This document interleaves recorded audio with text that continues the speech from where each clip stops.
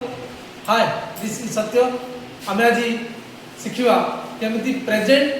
perfect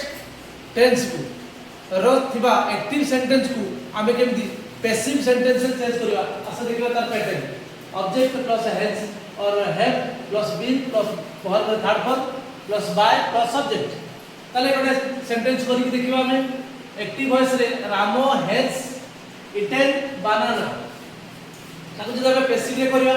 रामो इटेला subject इटाला हेड वर्ब इटाला मेन वर्ब इटाला ऑब्जेक्ट बर्तमान प्रथमे ऑब्जेक्ट कोइछि ऑब्जेक्ट के बनाना हम लिखिबा बनाना तापरे हैज किबा हैव बनाना पाई हैज आसला देन तापरे कोइछि बीन हम बीन लगेले वर्ब थर्ड फॉर्म मेडी मेन वर्ब की अछि इटेन अछि तार थर्ड फॉर्म होला मध्य इटेन plus by plus subject it subject के दिला रामो तो सेति भाई एटी सब्जेक्ट कोन होला रामो तार टोटल पैसिव वॉइस कोन हो बनाना हैज बीन इटेन बाय रामो सेही परि आ गोटे एक्टिव वॉइस हमें गोपाल हैज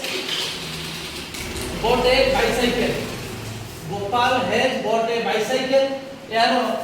पैसिव वॉइस कोन हो हमें कमेंट रे लिखिबा